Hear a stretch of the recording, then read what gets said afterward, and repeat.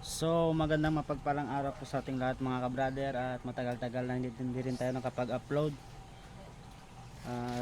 Sa alam nyo na mga ka-brothers. So sa nag-aantay pala ng update ng aking lettuce, malungkot yung sasabihin sa inyo mga ka-brother is na-fail po tayo sa una nating subok. Hindi po naglago ang ating mga pananim mga ka-brother dahil sa tawag na pagkakamali. Dahil po sinabay ko po ang pag-aalaga ng manok, baboy, tsaka halaman. So talagang na-fail po talaga mga brothers, at naghihinayang din ako mga brother sa aking mga halaman. Ang aking mga pananim mga brother is kinain ng mga baboy at saka manok. Talagang naubos talaga. So ganyan talaga ang buhay. Kailangan nating sumubok, kailangan nating magkamali para magawa natin ng tama ang ating mga ginagawa mga brother. Ganyan yung buhay. Kailangan nating makaranas ng pagkakamali. Kailangan natin magkamali para tayo'y matuto mga brother. So ang ating panlaban lang ay kailangan lang natin lumaban, sumubok na sumubok. Huwag tayong umatras mga brother. Yan lang ang buhay, yan ang malungkot ng katotohanan. So dahil na-fail tayo sa ating unang mga tinanim mga brother, meron pa namang natira dito mga brother. So ito po na, ito po yung natira natin, ito po yung iba, ito po yung mga pitsay natin. So malalaki din po ang mga pitsay, nabuhay pa rin sila. Yan. So ang iba kong pananim is talagang hindi kaya ang init mga brother. Sa pagsisit up ko ng lugar, dyan ako nagkakamali sa pwesto ng pinaglalagyan ko. Dyan po ako nagkamali mga brother. So sumubok pa rin tayo ulit, at di tayo sumuko mga brother. At ito po ay nagpunla na ulit tayo ng mga lettuce, isang klaseng lettuce mga brother. So ayan, ito po yung ating ibang pananim. So ang ginawa ko mga brother para hindi po hukay ng mga manok at ano ng mga baboy is ninagyan ko na po ng screen. Yan, pinalibutan ko na po ng screen. Ayan po, nakikita nyo mga brother, yan po yung ating ampalaya at saka sitaw. Konti na lang mga brother dahil nga hinukay ng ating mga alagang baboy. Yan po, dahil sa gawang wala po itong screen. Ang dati di ko pa nilagyan ng screen is inukay po ng mga baboy. Yan. So ang ginawa ko mga brother is nilagyan ko ng screen para hindi na nila mapapasukan mga brother.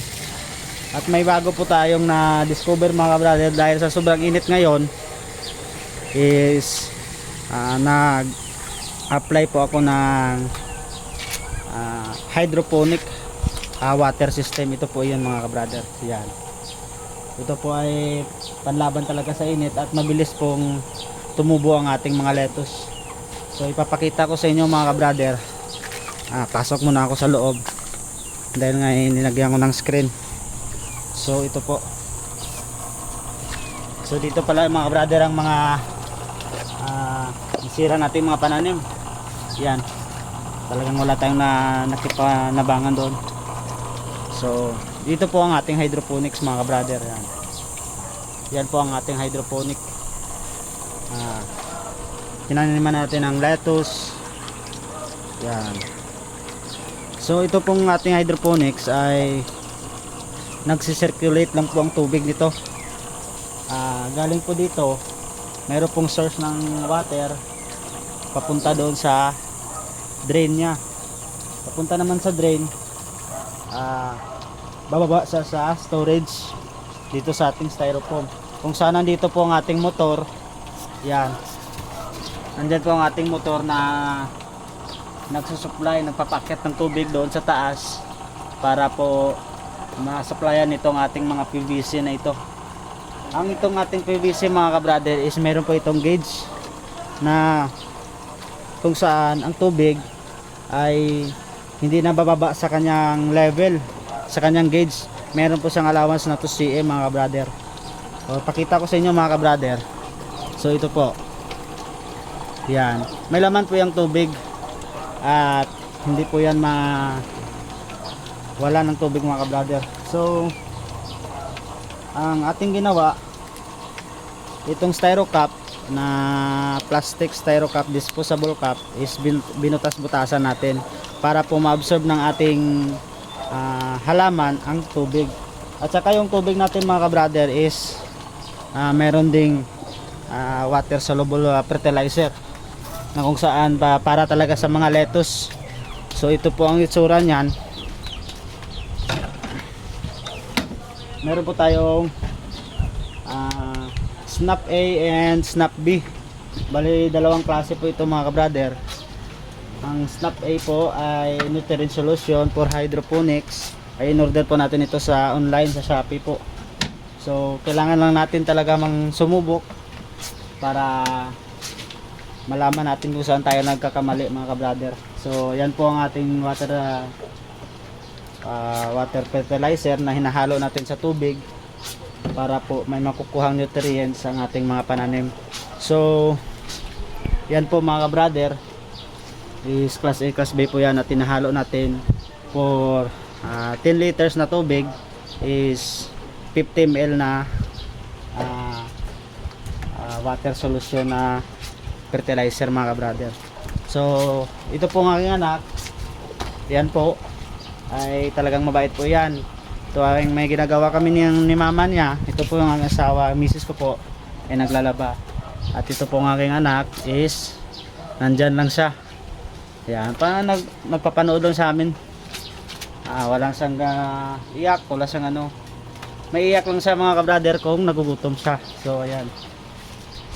So ayan lang po muna mga ka-brother at itatransplant na natin ang ating mga punlang lettuce dito na tumubo na mga ka-brother at ating ilagay sa ating hydroponic. So